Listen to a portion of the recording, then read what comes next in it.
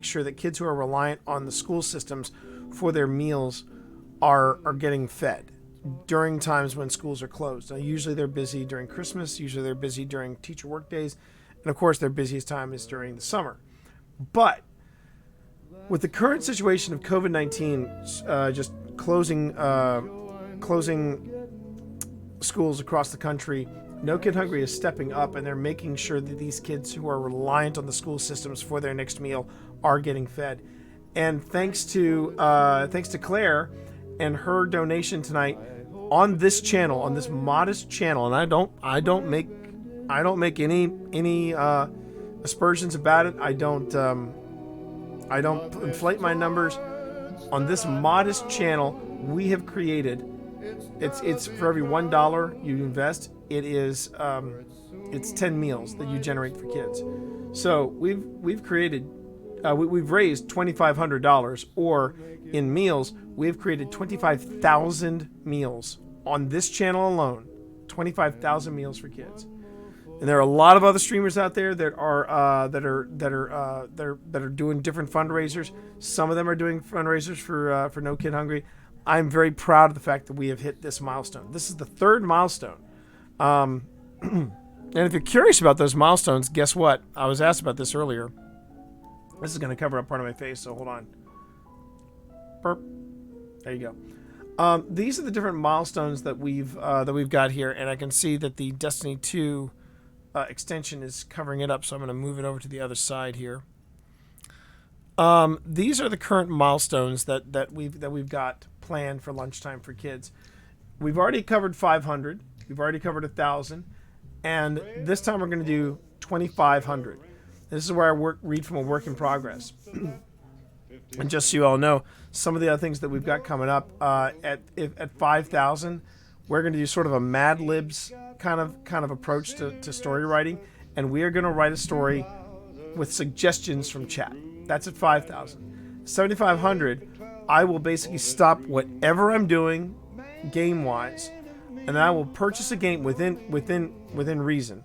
I will purchase a game, suggested and voted on by chat. And if we hit this goal by the end of the charity, which is now going to be on May 2nd, I'll explain why a little later. But at $10,000, I will shave my beard on stream. That's the long shot. That's the long shot goal. All right. So right now we're at 2,500, and I could not be prouder of this community. I could not be prouder of this stream. You guys have been just absolutely knocking it out of the park, and I really appreciate it. So let's go on ahead and let's take a listen to a chapter from my current work in progress, and what I can tell you about this particular work in progress is that I started it at the writer's retreat that I did just before the COVID-19 outbreak. It is a thing that I do every year with Pip. For those of you who have been regulars on the stream for years, you know about it. It's called the Smoky Writers Retreat. And normally we do it in the mountains of Tennessee. This year we did it on the beaches of North Carolina, and it was absolutely fantastic. So let me first find some more appropriate music. And I know exactly what I want to listen to. Give me 1 second, everybody. Nothing against the Rat Pack, but there we are. Here we go.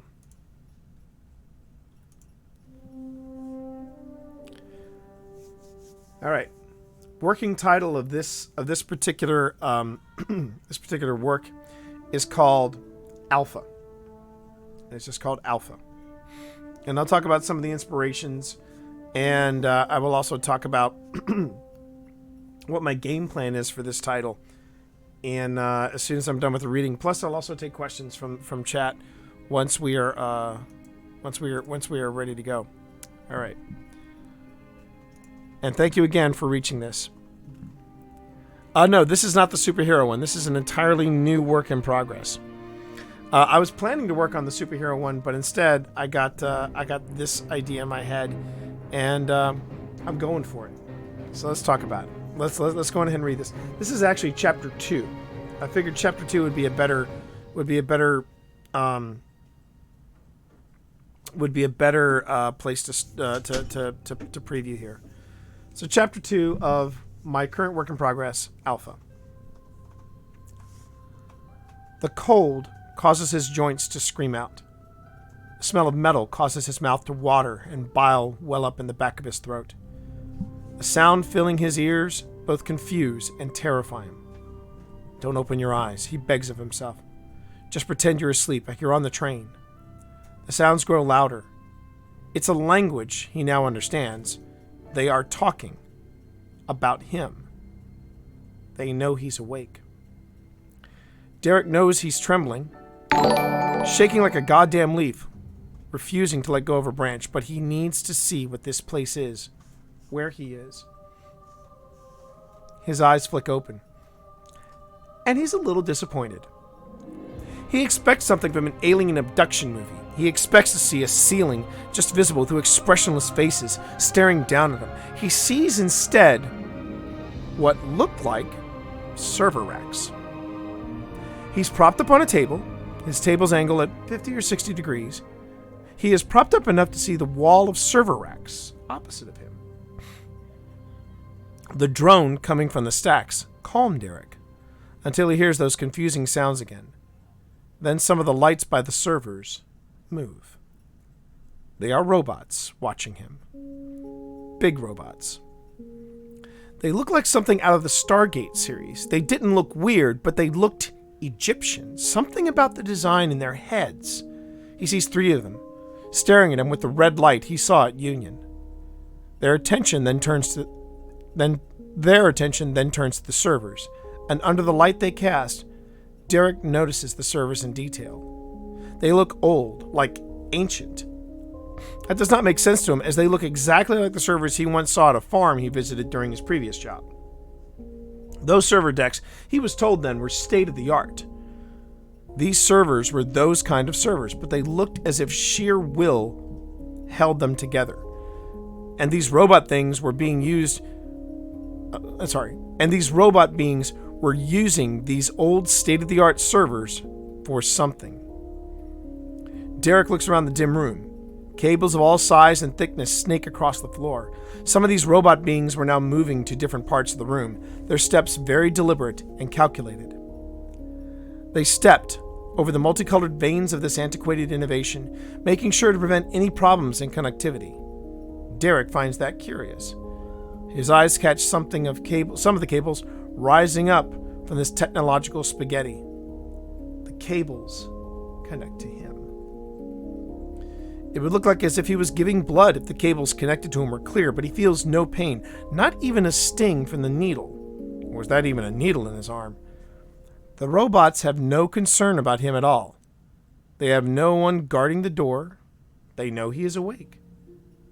They are talking. Is still hurried. The doorway is close. Derek looks down at his feet. He is not bound. Neither is he bound by his arm. The only hindrance is the cable in his arm. Go, a voice whispers. Run. Derek yanks the needle free from the crook of his arm. The robots' heads all turn as one to look at him. Oh, shit. He vaults from the table and catches himself in the doorway. He expects to feel weak, but Derek runs down the dim hallway. Behind him comes a rhythmic thump, thump, thump, which he knows are these robot monsters. And these robot monsters, even in the confines of wherever the hell he is, were nimble. Far more nimble than they initially appeared to him. He runs down another hallway, and it's here he notices details. Stone walls, thick from the looks of them, but overgrown with vegetation. Crumbling, fetid, gross. He would have thought of himself somewhere in the northeast that hadn't been gentrified yet, but the stone walls and the kudzu make him think he's in a crypt with really shitty lights. Whoever these robot monsters were, they were working on the cheap. Pay your goddamn electric bill, Derek thinks. It would make my escape easier. The rhythmic footsteps continue to echo behind him, and they are getting faster. Derek passes what he assumes is a window, but there's so much grime and greenage across it, everything just looks yellow. He rounds another corner. The next few seconds all happen at once. In here, someone tells him. A door slides shut behind him. Something floats around him. He hears beeps, things spinning quickly like you would hear in an old computer, and there are flashes of light. He takes a breath. The air tastes stale. He sees another window in front of him. It is also covered in grime and dirt. Don't touch anything, he tells himself. Quiet, the floaty thing says to him. Derek nods and tries to understand exactly what the floaty thing is. It looks like a metal ball with a blue light for an eye. Around the ball are what look like plates, sliding in smooth patterns. The floaty thing, Derek guesses it's a robot, hovers between him and the door. Its attention is not on Derek, so if he wants to club it, he can. But this floaty robot saved me, he thinks. Okay, I guess. It turns back to look at him. The light feels friendly. You're bleeding. Derek looks down at where he had been connected to the old servers. He was bleeding. Not bad, but bad enough that you'd notice. Yeah, doesn't hurt. Weird, huh? It doesn't hurt because you are in shock. You are trying to process everything that has happened and is happening. And right now, if you want to survive, we need to get out of the archive and get you somewhere safe. So we're in an archive, somewhere in, what, Northeast? I mean, are we near the Library of Congress or the Capitol? He takes a whiff of the air. Maybe an underground part of town, sewers, or a metro across tunnel? The floaty robot clicks and whirs in front of him.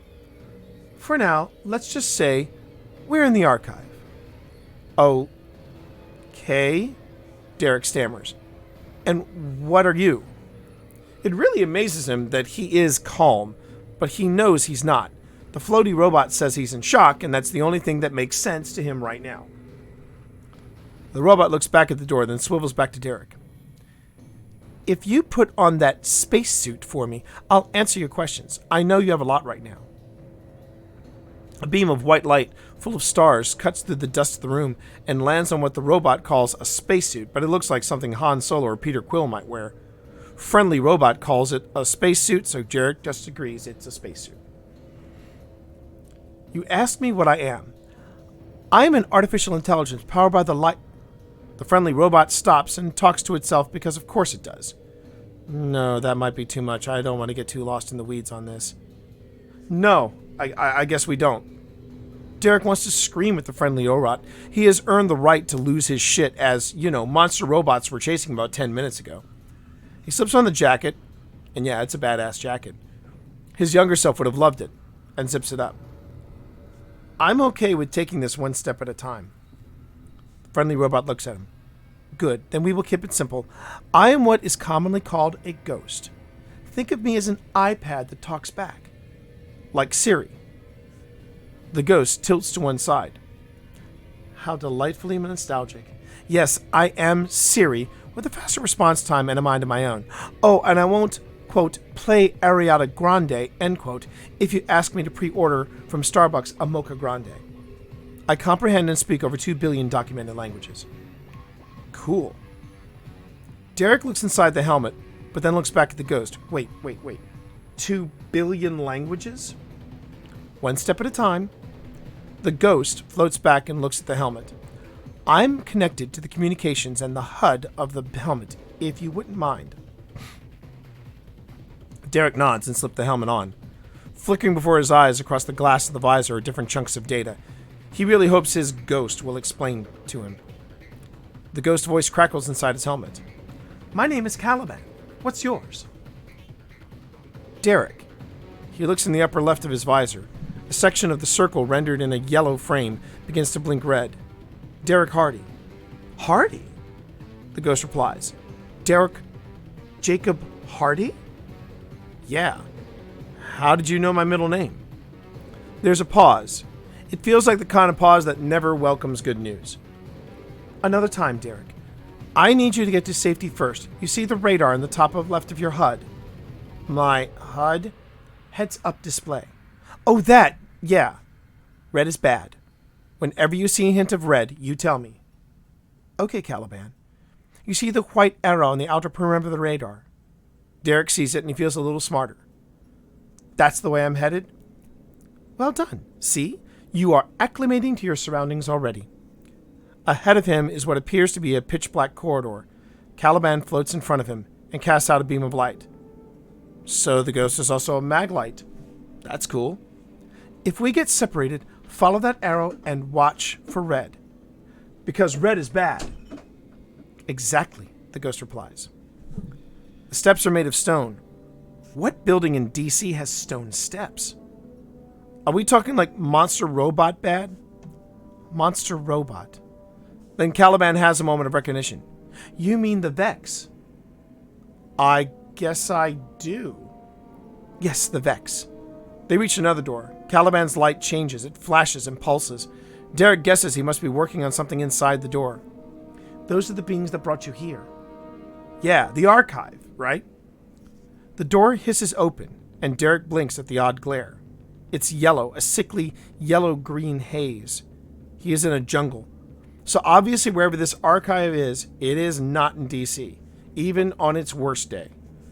The plants and trees are not like anything in his backyard or even like the weirdest thing he's seen at the plant peddler. But it's a jungle cast in a gross hue of yellow. He looks up and the sky isn't right. The clouds are dense, unnaturally so. Derek looks directly at what he knows has to be the sun, but it looks huge. The archive, Caliban says, located on the planet Venus. I gotta admit, having the soundtrack to Destiny playing in the background while I'm reading that is actually quite cool. So that is my current work in progress, and I started that at the beach edition of the Smoky Riders Retreat. So, well, thank you, Bucket. I appreciate that, and Sparky, thank you very much. So, first off, yes, it is a Destiny novel. Second, Unicorn dropping $15 to push us into the deeper into the 2500s. I really do appreciate it. Thank you, Unicorn. I really do appreciate that. So, yes, it is a Destiny novel that I'm doing. No, I have not been contracted by Bungie to write a Destiny novel. No, there is no, there is no, thank you, Sparky. No, there is no, there's no contract signed for this. Yes, I intend to write it to the very end. And here's the strategy I have for this. I am writing this novel, and it is basically about the very first. The theory I have about it is the very first Guardian. It's sort of it's going to be a cross between Terminator and the Destiny universe. And then thrown in there somewhere is a there's an homage to one of my favorite Star Trek Next Gen episodes called Frame of Mind. And from that is what I'm planning for Alpha to be. And it is about the very first Guardian. Claire got her short stories, so thank you. And again, thank you, Claire, for making this milestone possible. I really do appreciate it.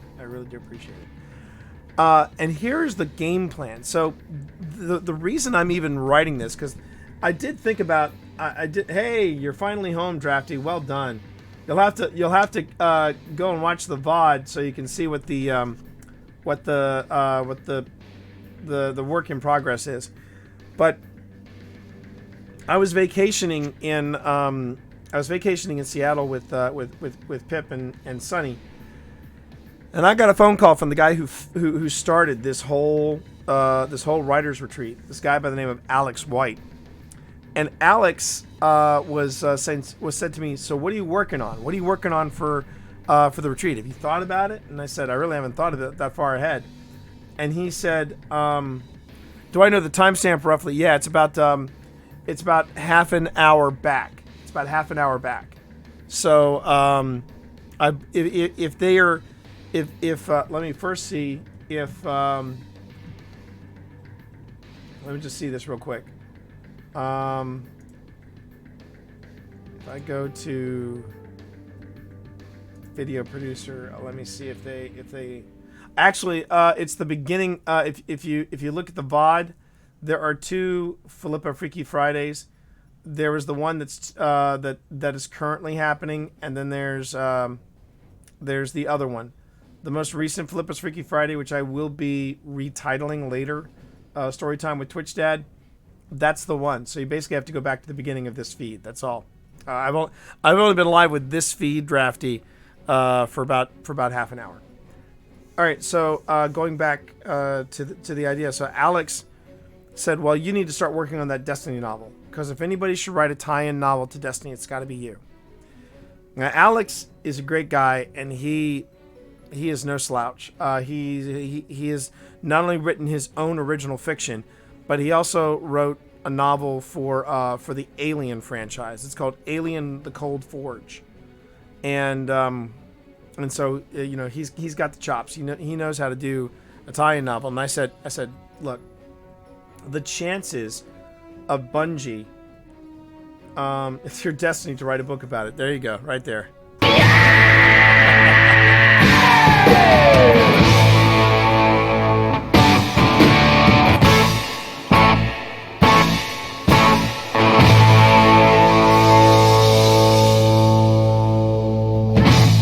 So so I said to him, I said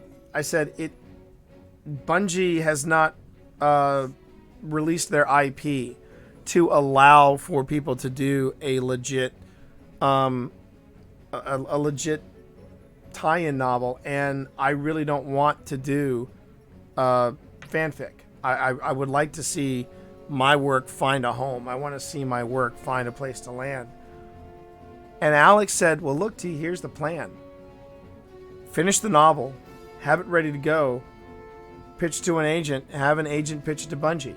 If Bungie turns it down, if they say we are not interested, you go back to your draft, you file off the serial numbers, you don't call Ghost Ghost, don't call Vex Vex, call them something else, call the Ghost something else, and you've got space opera ready to go. And space opera is what's selling right now.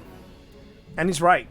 He's right. If there's one thing that has not gone out of style in science fiction, it's space opera. Everybody loves a good, rollicking space opera. And that's what this is going to be. Because at the heart, that's what Destiny is. Destiny is just a rollicking space opera. And for those of us who play it, me, Drafty, Unicorn, all of you who have picked up the game because you've seen me play it, that's what this is. It's just good old-fashioned space opera. And I'm like, well, why don't I do it? You hear people say that all the time. Write what you know. And I know Destiny. And look, you get one Drafty, you get one CSI moment for the puns, but I'm not gonna test that. I'm not gonna test that right there. But what you miss in the first chapter is the abduction part, which starts off as just like any other day for this guy. He is just a very unassuming guy, and he finds himself suddenly abducted from a train platform in Washington D.C. obviously, and so that's the and I honestly wasn't sure how this was going to go. Did you miss me while I was working? There's a word for it, but I wouldn't say it was missing. But anyway, the thing that I always judge a work in progress by is I always, when I sit down, how easy is it for me to write? And what I mean by that is, can I picture things in my head? Can things just sort of flow out naturally? Can it be? Can what I'm creating make sense? Just as the rough draft on the piece of paper. And there's a lot of things I'm trying different in this. For one thing, there's a there's a new tense that I'm working on. Instead of it being first person POV, instead of it being third person omniscient, which is what a lot of people write in, I'm writing which is called and correct me if I'm wrong, Pip. It's called third person present. Yes. It's called third person present. And what happens in third person present is instead of saying, like when Derek says, "And what about the monster robots?" You would say, "And what about the monster robots?" Derek said. But instead, I go, "So what about the monster robots?" Derek says. Instead of he looked at the control panel, he looks at the control panel. Everything is set in present tense, but it's still told in that third person point of view. And if you want to see a terrific example of that, let me drop a quick link into chat. This is a guy that I really love his work, and he's good people too. He is one of the best people in the business, in my opinion. And I can never say a bad word about him, even if I tried, or if I would rephrase that. I could not say a bad thing about him, even if he tries. But this is the link to a book called Chuck Wendig Zeros. Well, it's Chuck Wendig's, but the book is called Zeros, and it is a cyber thriller. And I love it. I love it. I could not put this book down.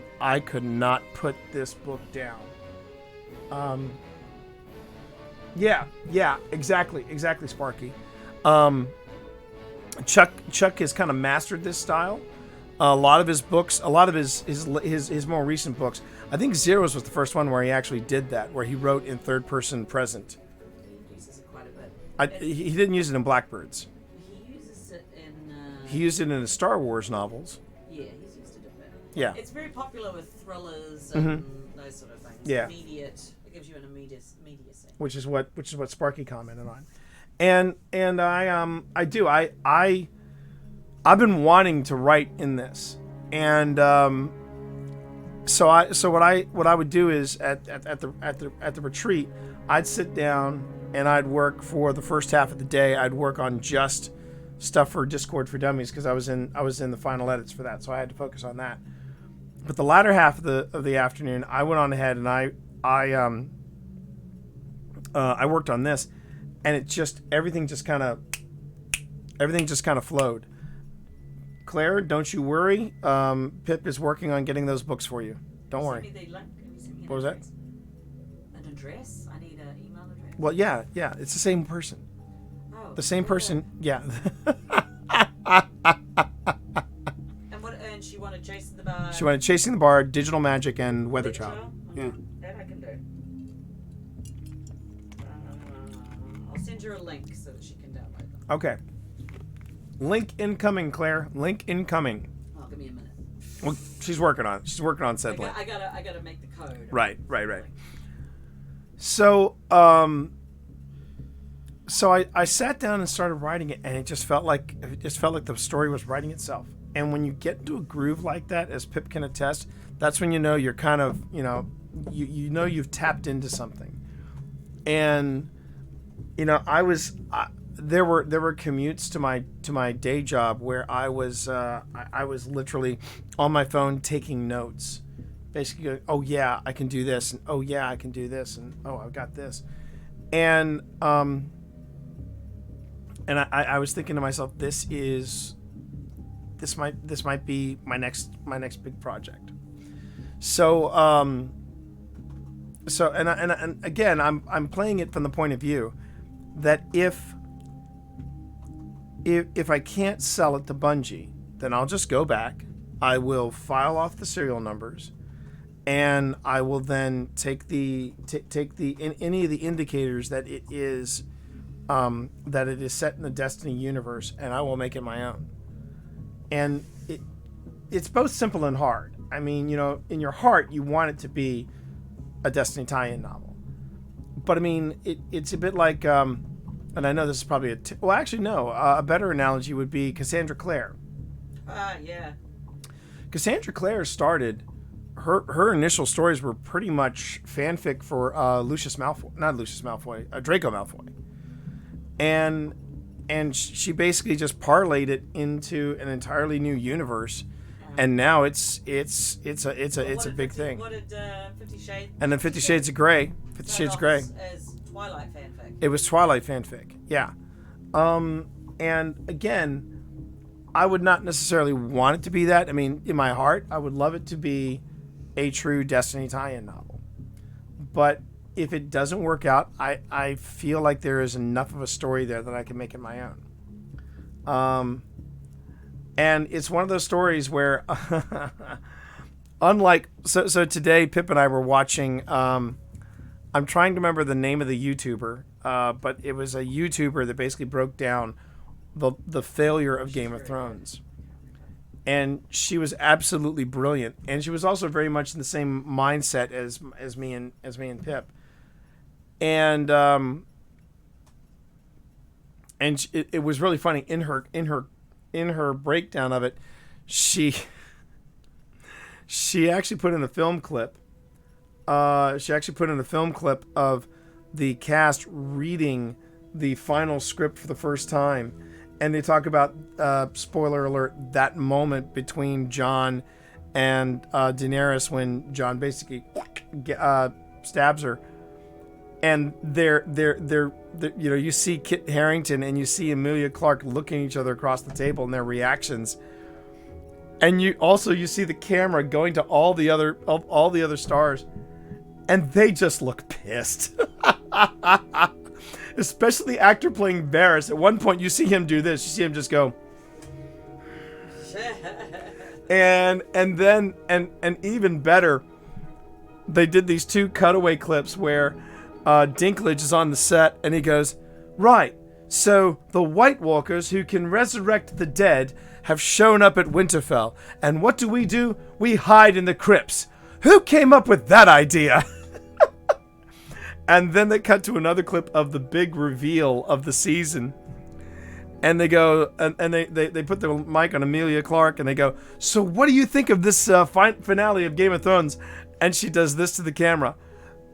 Best season ever! And you're just like, everybody just kind of cringes. Yeah, but the thing is, one of the reasons that Game of Thrones kind of went in that direction was they didn't know how it wanted to end. They did not know how they wanted it to end. And they used terrific examples, like they used the examples of Breaking Bad, they used the examples of Sopranos as endings that worked. As endings that they were like, this is the way we wanted to end it. This is where we wanted to go. And then they used Lost as an example of an ending that really pissed off people because they didn't know how to end it. And I already know how I want this story to end. And if I can see the ending, of a story, then that's when I know I'm on a good idea. I've got a good idea. I know which way I want to go with it. And that's it. That's the $2,500 mark. We made it to this milestone, and I'm really proud of you all. There we go. And I'm really proud. What? Well, yeah, I can't get a camera on GamerKitty because Twitch Dad is not GamerCat. It's not GamerCat set. So I guess my next question for you all is: do you all have any questions for me about this project, about how I write as a writer? I'm going to leave it open for some questions because you guys earned this, you know? Get inside a writer's mind.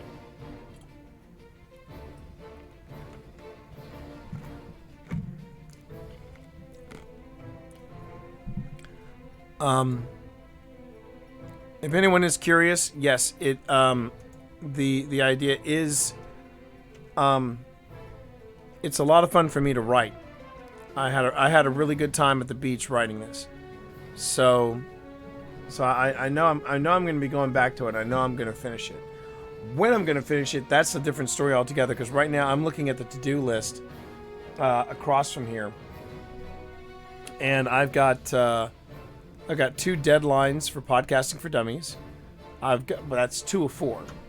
I've got Social Media for Writers, which Pip and I are hoping to have updated and ready to go. Cross fingers, updated and ready to go by the end of April. We want to put together a table of contents for the Books and Brawn dossier. Which shouldn't take too long, but we're also going to turn that time into also a time for us to look over some of the stories and just see if we can proof it for some for any mistakes there. And then I'm going to be starting up. I'm going to be starting up some work as a columnist for Steampunk Studios, and as soon as I start getting URLs, I will make sure to let people know when my articles go live. I'm just pouting because I don't get to hear more for quite some time. Well, yeah. I tell you what.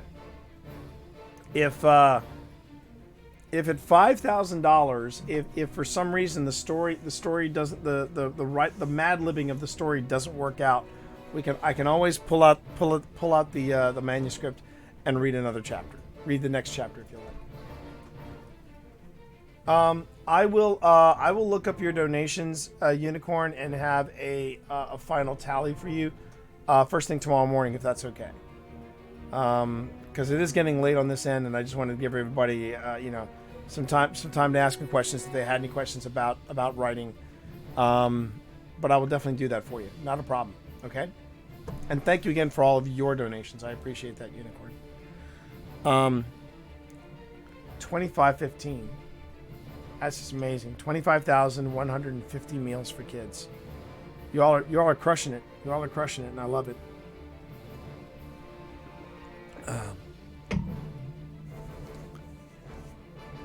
Yeah, let me see. Oh, you bet. I hear you, Unicorn. You bet. I'm going ahead and do a quick refresh. See who else is on right now. Always a good idea to do a quick refresh. See who's on. Ooh. Huh.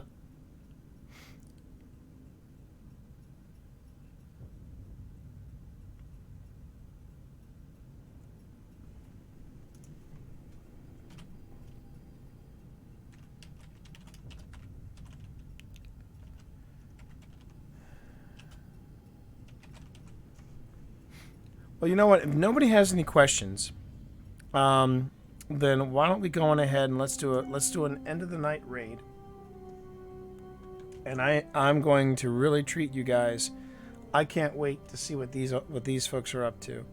Let's go on ahead and let's set up the message that I want everybody to go on ahead and drop in there. Now, I'm assuming they will let me drop in messages like this. We can hope. I've never rated these folks before, but this should be fun. I just want to make sure they're still on, and they are. It's the independent. It's an independent gaming company called Gossamer Games. These are the guys that created Soul, and these are the people that I want to raid tonight. So let's go on ahead and again, let's do a night raid, and let's send the love to Gossamer Games. Okay, so copy this message, and let's go on ahead and of course that was silly. And we will now raid Gossamer Games. Yep. Let's take the love to them. And again, thank you everybody for all the tips, bits, subs, hosts, auto hosts, and of course donations. You got us into the into a really, really nice category, 2,500 and then some. And I appreciate each and every one of you being here. I'll see you all bright and early tomorrow morning, 6 a.m. for some Destiny. Okay? Thanks a lot and take care of yourselves. Peace, everybody. Have a great night.